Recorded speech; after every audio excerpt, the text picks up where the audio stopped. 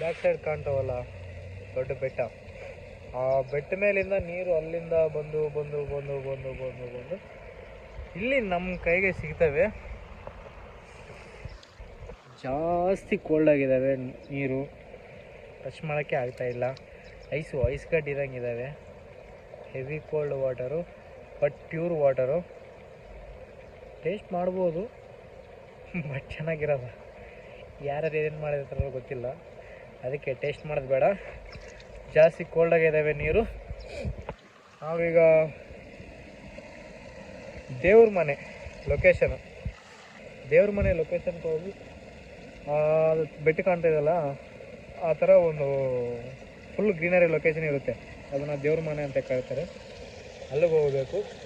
ಈಗ night journey ಮಾಡಿ ಬೆಳಗ್ಗೆನೇ ಶೂಟು ಸ್ಟಾರ್ಟ್ ಮಾಡಿದ್ದೀವಿ. ಸೊ ಅದಕ್ಕೆ ಸ್ವಲ್ಪ ರೆಸ್ಟ್ ಬೇಕಂತ ಈ ಪರಂಪರಾ ರೆಸಾರ್ಟ್ ಅಂತ ಒಂದಿದೆ ಬ್ಯಾಕ್ ಸೈಡು, ಪರಂಪರಾ ರೆಸಾರ್ಟ್ ಅಂತ. ಅದರಲ್ಲಿ ಸ್ಟೇ ಆಗಿದ್ದೀವಿ. ಎಲ್ಲರೂ ರೆಸ್ಟ್ ತಗೊತಿದ್ದಾರೆ, ಕ್ಲೈಂಟ್ಸ್ ಈಗ ಬಂದವರೆ. ಸೊ ನಾವಿನ್ನು ವಿಡಿಯೋ ಮಾಡ್ತಾಯಿದ್ದೀನಿ. So please do like and subscribe our YouTube channel. Thank you. Next ವಿಡಿಯೋಲ್ಲಿ ಸಿಗೋಣ. ಬಾಯ್.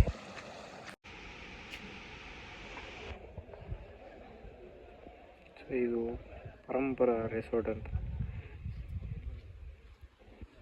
ಇಲ್ಲಿ ಫೋಟೋಶೂಟ್ ಮಾಡ್ಬೋದು, ಚೆನ್ನಾಗಿದೆ ಲೊಕೇಶನ್ನು.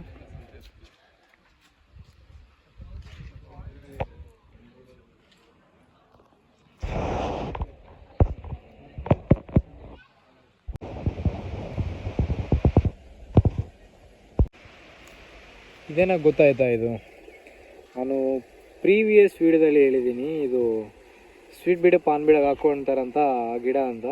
ಬಟ್ ಇದು ಅದಲ್ಲ, ಇದು ಮಿರಿಯಾಲು. ನಮ್ಮ ತೆಲುಗಿನಾಗ ಹೇಳ್ತೀನಿ, ಮಿರಿಯಾಲು ಅಂತ ಕರೀತಾರೆ ಇದನ್ನು. ಈ ಮಿರಿಯಾಲು ಗಿಡ ಇದು. ನನಗೆ ಅದು ಗೊತ್ತಿಲ್ಲ, ಅದಕ್ಕೆ ಹಂಗೆ ಹೇಳಿದ್ದೀನಿ. ಬಟ್ ಪರವಾಗಿಲ್ಲ, ಕಮೆಂಟ್ಸ್ ಬಂದು ತಿಳ್ಕೊಂಡಿದ್ದೀನಿ. ಕಮೆಂಟ್ಸಿಂದ ಒಂದು ಒಳ್ಳೆಯ ಇನ್ಫಾರ್ಮೇಷನ್ನೇ ಬಂದಿದೆ.